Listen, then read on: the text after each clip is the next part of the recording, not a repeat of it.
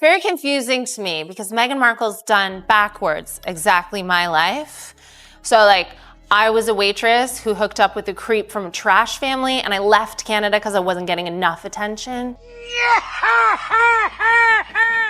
That is the word Colin Jost used to describe Meghan Markle on Saturday Night Live on NBC in prime time. And the studio audience didn't groan. They exploded with laughter. That clip was quickly picked up by Page Six, Sky News Australia, GB News, and the Daily Mail. Just 9 seconds of television, and NBC hasn't walked back a single word. But that joke didn't come out of nowhere. It was the latest shot in a pattern that had been building for 8 years, right there in plain sight, at the same desk, on the same show, in front of the same crowd. You're live trying to prove something. You have to prove that you're enough. You have to prove that you're pretty enough. You have to prove that you're smart enough. You prove that you're a good wife or a good friend. And I was like, I am just so done with the prove it game. When you line up every SNL joke about Meghan Markle from 2018 to 2026, one after another, it looks less like random comedy and more like a brutally clear record of a public image unraveling on live American television. Saturday Night Live, here's a joke that one of the conditions of Trump's new trade deal with the UK is that Harry and Meghan have to go back. May 19th, 2018, the night of the royal wedding, millions around the world had just watched the ceremony at Windsor Castle. The gospel choir, the white roses, the global spotlight, it was a real-life fairy tale. But that same night, Weekend Update went live. Michael Che opened with a line that hit like a sucker punch. Now prepare to be shocked. Saturday Night Live actually did something that was mildly funny, actually was pretty damn good. Today, Sooth actress Meghan Markle married some unemployed dude who still lives with his grandma. The audience roared. On the very night of Meghan's biggest moment, NBC introduced Prince Harry to America as a grown man crashing at his grandmother's house. King Charles visited the U.S. to mark the 250th anniversary of American independence from Britain and to seek the release of a British hostage being held by an American terrorist.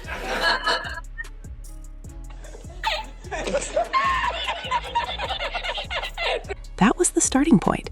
And believe it or not, that was about as gentle as SNL would ever be with the Sussexes.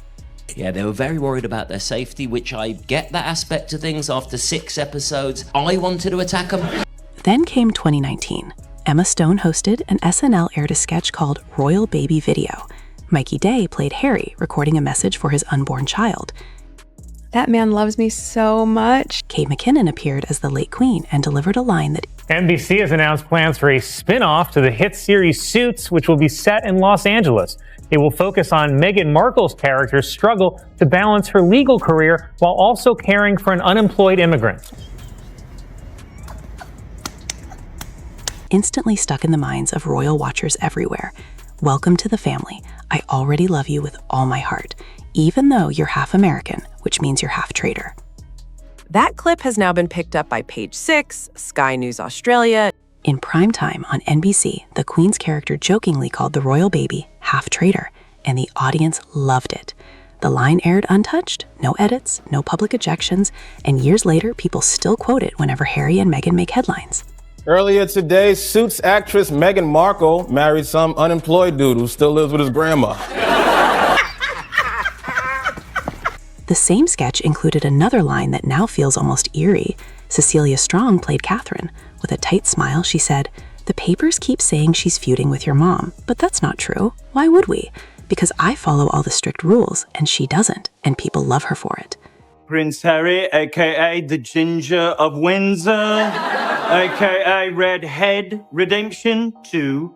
I am making this video for you, my future child, to watch when you're older. That was in 2019, 2 years before Oprah, 3 years before Spare. Yet SNL had already zeroed in on the tension between royal tradition and Meghan's rule-breaking image and put it right on national television. Careful, Gran, please. You want to say hello to your future grandchild? Oh, hello. Welcome to the family. I already love you with all my heart. Oh, Gran. Even though you're half American, which means you're half traitor. Then came April 2021, just 1 month after the Oprah interview. Daniel Kaluuya hosted. Black, British, and fresh off an Oscar nomination, he stepped onto the stage and dropped a line that got an instant reaction. "I'm Black and I'm British. Basically, I'm what the royal family was worried the baby would look like." British racism is so bad, white people left. They wanted to be free. The crowd jumped to its feet. Newsweek covered it. USA Today covered it. Meghan's most emotional and widely discussed claim had been turned into a punchline for millions to hear. And here she is, your Aunt Kate Middleton. All right, the papers keep saying she's feuding with your mum, but that's not true. No, right? we're not feuding. Why? Why would we? Because I follow all the strict rules and she doesn't? And people love her for it? Mm-hmm. Oh, I love that. Excuse me. All right. Fast forward to February 2023. Spare had been out for 1 month, and Harry's stories were dominating headlines. SNL answered with a fake British rap sketch. One lyric joked, "Prince Eric started over at Tyler Perry's." Then came the line that lit up royal watchers online. President Trump also announced a new trade deal with the UK. All that Britain demands in return is that we keep these two. No! No! I refuse! I'm sick of it! Interracial dating, Queen said, "Not today, Satan." The audience lost it. That quote spread across X almost overnight and still resurfaces whenever Meghan makes a high-profile appearance. A Christmas photo released by the royal family features a bad Photoshop job where Prince Louis's finger appears to be missing. And this is sweet. Meghan Markle said she has a finger they can use if they need it.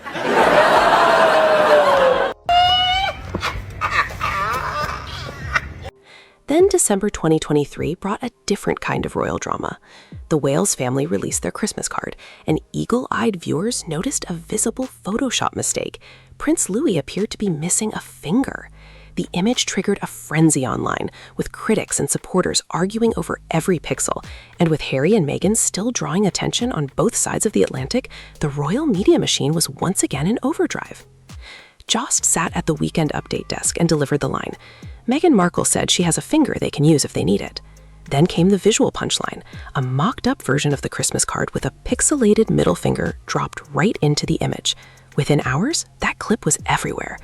Now watch how the jokes kept escalating. In May 2025, President Trump announced a trade deal with the United Kingdom. Jost looked down at his card and read, "All that Britain demands in return is that we keep these two." Prince Eric, stayed over at Tyler Perry's, press cold like Bren and Jerry's. A photo of Harry and Meghan filled the screen behind him. The joke's message was crystal clear. Britain was supposedly using trade talks as a way to avoid taking the Sussexes back. In the sketch, they weren't just controversial. They were presented as a problem no one wanted to deal with. I'm allergic to dairy. Harry and Meghan, Ronald Reagan, interracial dating, Queen said not today, Satan. The audience went absolutely wild. Jost even cracked for a split second before getting back on track. What made it even more striking was the timing. That same week, Harry was publicly signaling through the BBC that he wanted to rebuild ties with his family. Meghan was promoting fresh Netflix projects. Both were pushing forward, trying to shape a new chapter. SNL looked at all of that and boiled it down to one brutal image. Two people neither side wanted to claim. They wanted freedom, but the joke suggested they had ended up in limbo. Then came May 2nd, 2026. Same desk, same Colin Jost, and a line that hit harder than any of the ones before it. King Charles visited the U.S. to mark the 250th anniversary of American independence from Britain, and to seek the release of a British hostage being held by an American. My name is Daniel Kaluuya. And first of all, I know you're hearing my accent and thinking, oh no, he's not black. He's British. Let me reassure you that I am black. I'm black and I'm British. Basically, I'm what the royal family was worried the baby would look like. The screen flashed a photo of Harry and Meghan. The audience erupted. And here's what makes that moment even more significant. Every single line on Weekend Update goes through multiple writers and legal review before it ever reaches the teleprompter. That means someone at NBC, someone whose job is to spot legal and reputational risks, read that joke, considered it carefully, and approved it. They knew the audience would go with it. They were right. But this story was never about one joke. This is where the full picture comes into focus. When you line up the entire timeline from 2018 to 2026, one joke after another, you're not watching a comedy show simply reacting to headlines. You're watching a comedy show track a public shift in real time. In 2018, Meghan was the exciting outsider who married the prince. By 2019, she was being jokingly described as connected to a half-traitor storyline. By 2021, her emotional most public claim had become part of a monologue punchline. By 2023, she was tied to the middle finger gag. By 2025, she and Harry were framed as a diplomatic burden. By 2026, the joke cast Harry as a hostage who needed to be rescued. That progression didn't happen overnight. The audience was brought along step by step, year after year, until increasingly sharp jokes landed without hesitation. Back in 2018, supporters of Harry and Meghan could flood social media after an unflattering joke and spark major debate. By 2025, the trade deal punchline drew little organized pushback. By 2026, the clip was spreading across international media before Sunday morning, and there was no major coordinated response waiting to meet it. No viral counter-campaign, no broad public defense. The momentum had shifted. The audience didn't move away from the jokes, they moved toward them. SNL didn't create every criticism surrounding Harry and Meghan, but it did package those perceptions into punchlines on one of the most visible comedy stages in America, week after week, year after year, until the pattern became impossible to ignore. As of now, Meghan's team has not publicly responded to the latest joke. Harry's representatives have not commented. No statement has addressed the broader 8-year pattern of increasingly pointed satire on NBC. There has been no legal challenge over any joke in this sequence, and no one connected to the Sussex operation has publicly acknowledged how dramatically the tone of America's most influential comedy show has changed. 8 years ago, SNL introduced Meghan as the woman who married the prince. This month, the joke framed her as the reason the prince needed rescuing. That is a remarkable shift. The writer's room at 30 Rockefeller Plaza is still there. The Weekend Update desk is still there. And whenever the next joke arrives, it will land in front of an audience that has been laughing louder with every passing year.